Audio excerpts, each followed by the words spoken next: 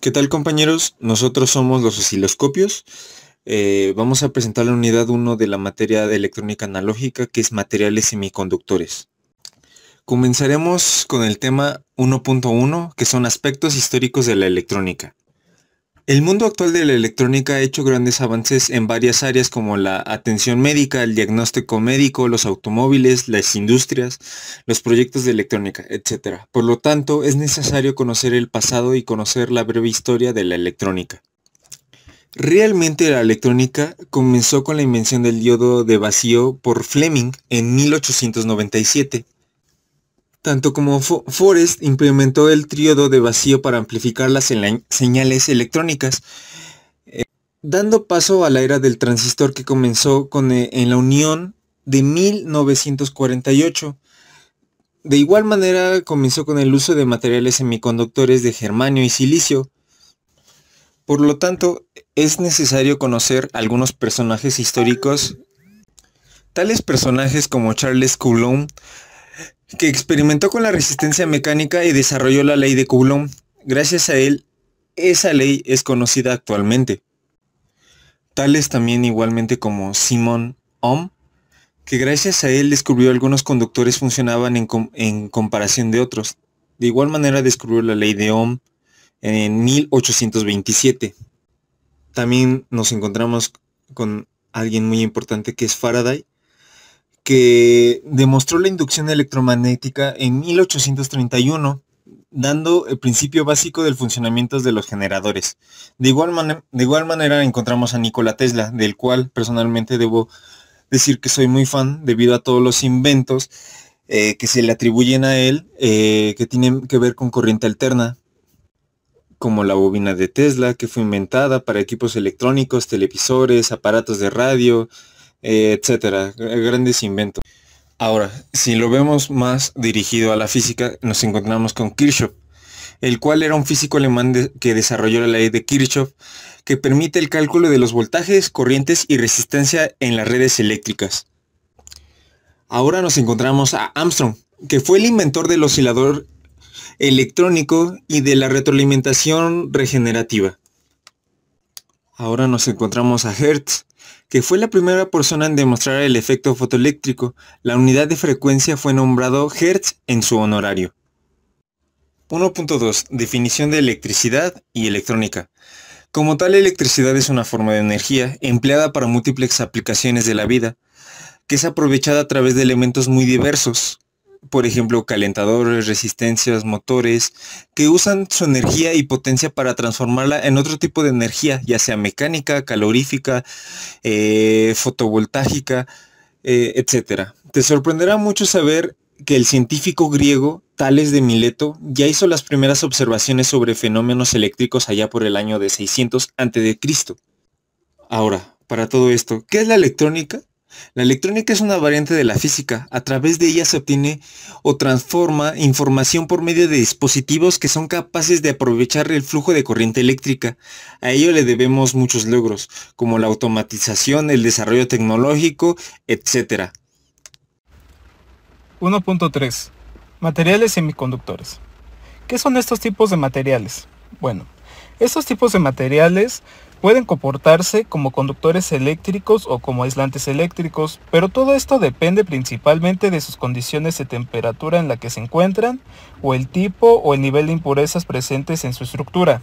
Por ejemplo, el silicio es uno de estos más importantes, ya que es muy útil en el campo de la electrónica. Sus derivados, por otra parte, tienen múltiples usos.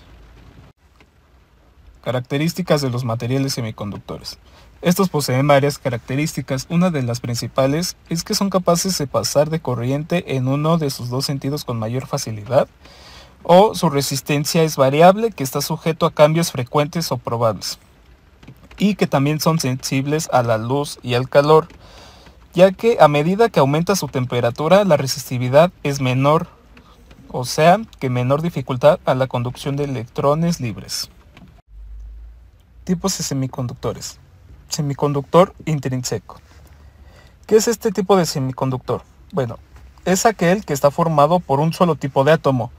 Por ejemplo, los más frecuentes y empleados son el germanio y el silicio. Semiconductor intrínsecos. Bueno, este tipo de semiconductor tiene como resultado de introducir átomos de otros elementos a fin de que el semiconductor primitivo pierda su pureza y gane una conductividad.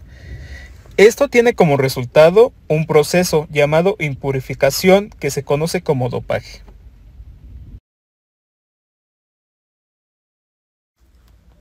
Diodos. ¿Qué es un diodo? Bueno, este es un dispositivo semiconductor que actúa esencialmente como un interruptor unidireccional para la corriente. ¿Pero este qué hace? Bueno, permite que la corriente fluya en una dirección, pero no permite a la corriente fluir a la dirección opuesta. Una de sus características más importantes es que convierten la corriente alterna en continua, por lo que son perfectos para construir paneles. Los transistores. Este tiene como objetivo principal es permitir la transferencia adecuada de energía eléctrica entre las diferentes partes de un circuito eléctrico. Es decir, que los transistores controlan o cambian el flujo de electricidad entre dos puntos. Y los podemos encontrar de diferentes formas y tamaños dependiendo del circuito. Los circuitos eléctricos. Estos son unos conjuntos de elementos eléctricos que están conectados entre sí para que permitan generar, transportar y utilizar la energía eléctrica para que tengan como finalidad transformarla en otro tipo de energía. Por ejemplo, la energía calorífica, que puede ser una estufa, la energía lumínica, que puede ser un foco, o la energía mecánica, que en este caso puede ser un motor. Modelo atómico. El modelo atómico es la representación estructural o diagrama conceptual de un átomo, el cual tiene como objetivo explicar su funcionamiento y las propiedades de este material. Por ejemplo, cada tipo de átomo tiene un cierto número de electrones y protones que los distinguen de los átomos de todos los demás elementos. Por decir, el átomo más simple es el hidrógeno y tiene un protón y un electrón. Y, por otro lado, el átomo de helio tiene 2 protones y 2 neutrones en el núcleo y 2 electrones en órbita alrededor del núcleo. ¿Qué es el número atómico? Bueno, este número atómico es igual al número de protones en el núcleo, el cual es igual al número de electrones en un átomo eléctricamente balanceado, o sea, neutro. Todos estos elementos están dispuestos en la tabla periódica, de acuerdo con su número atómico, como podemos observar en la imagen, que tenemos el número atómico, la masa atómica, el símbolo y el nombre del elemento. Capas y órbitas de los electrones. ¿Pero qué son estas capas? Bueno, estas capas son trayectorias orbitales que siguen los electrones alrededor del núcleo de un átomo. Por siguiente, los electrones deben describir órbitas a distancias discretas del núcleo, ya que los electrones giran alrededor del núcleo de un átomo a ciertas distancias de este. Número de electrones en cada capa.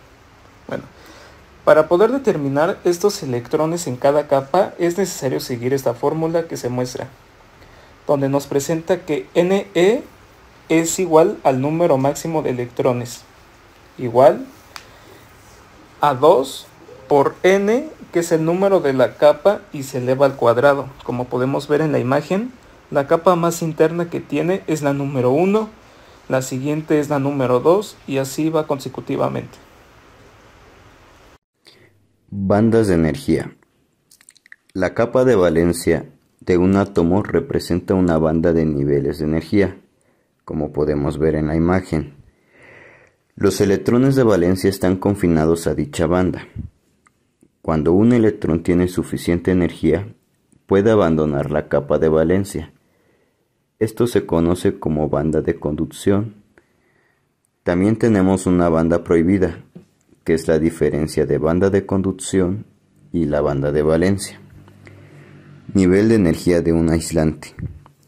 En el caso de los aislantes, existe una banda prohibida entre la banda de conducción y la banda de valencia, denominado gap o band gap. Como podemos ver en la imagen, en la parte de arriba tenemos la banda de conducción y en la parte de abajo tenemos la banda de valencia. Cuando no se aplica el campo, los electrones no pueden realizar transiciones debido al principio de exclusión. Como resultado, no conduce electricidad y esto lo vuelve un aislante. Después tenemos el nivel de energía de un semiconductor. El semiconductor es parecido a un aislante. Lo que los diferencia es que el semiconductor tiene una pequeña brecha energética. Después de que un electrón es transferido de la banda de valencia a la de conducción, aparece un hueco en la banda de valencia. Este hueco es lo suficientemente pequeño como para que un número importante de electrones de la banda de valencia se excite técnicamente hacia la banda de conducción a temperatura ambiente. Como lo podemos observar en la imagen, en la parte de abajo tenemos la banda de valencia, la cual contiene electrones de valencia para enlazar la estructura atómica, y en la parte de arriba tenemos la banda de conducción, que tiene electrones libres para establecer la conducción. Nivel de energía en un conductor. Si los electrones se ponen en movimiento por el campo, el material se convierte en un conductor. Las bandas de valencia y de conducción están solapadas, por lo que prácticamente la separación de energía es nula. Y como podemos observar en la imagen, la banda de conducción está junto a las bandas sobrepuestas y esta a su vez está junto a la banda de valencia, convirtiéndolo en un conductor. 1.6 Enlaces químicos. De acuerdo a sus propiedades eléctricas, los materiales se clasifican en conductores, semiconductores y aislantes. Cuando los átomos se combinan, se acomodan en una configuración simétrica y de esta manera forman un material sólido cristalino. Dentro de esta estructura, los átomos se mantienen juntos gracias a los enlaces covalentes que se crean por la interacción de los electrones de valencia. Debemos conocer la estructura atómica y cómo están enlazados los átomos para formar la estructura, y de acuerdo a los electrones de valencia pueden ser tetravalentes, trivalentes y pentavalentes, respectivamente 4, 3 y 5 electrones. Como se muestra en la figura, el silicio tiene 4 electrones de valencia, el germanio tiene 4 electrones también, el galio tiene 3 y el arsénico tiene 5. Y la valencia indica el potencial de ionización que se requiere para remover cualquiera de estos electrones. En un cristal de silicio o germanio puro, los 4 electrones de valencia forman un arreglo de enlace con 4 átomos adyacentes. Podemos observar los electrones compartidos y los electrones de valencia como enlace covalente. A continuación se observa un semiconductor compuesto por galio y arsénico que se llama arsenuro de galio, donde se comparten entre los dos átomos diferentes y estos son de tipo complementario, pero el átomo de arsénico aporta 5 electrones y el átomo de galio aporta 3. 1.7 Materiales tipo N y P. Comenzaremos definiendo qué es un semiconductor, un conductor y un aislante. Se sabe que un conductor son materiales o metales que se caracterizan por tener una alta eficiencia en la conductividad eléctrica, por el contrario de los aislantes, que son materiales que justo impiden el paso de esta corriente eléctrica. Mientras que el semiconductor es un material que funciona o puede funcionar como un conductor o como un aislante, y esto dependerá de diferentes condiciones. Entre los elementos más usados o normalmente usados para semiconductores son el germanio y el silicio.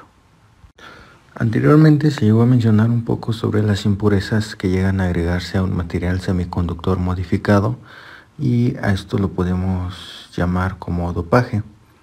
A estos semiconductores se le llaman extrínsecos y a su vez son semiconductores o materiales tipo N y P.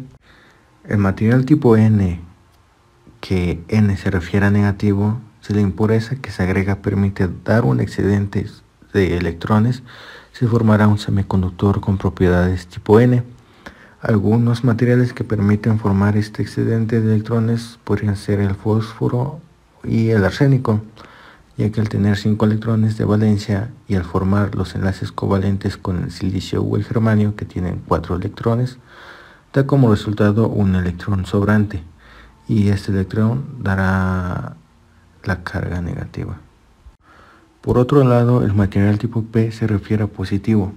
En estos materiales, si la impureza que se agrega da como resultado un electrón faltante, se formará un semiconductor con propiedades tipo P.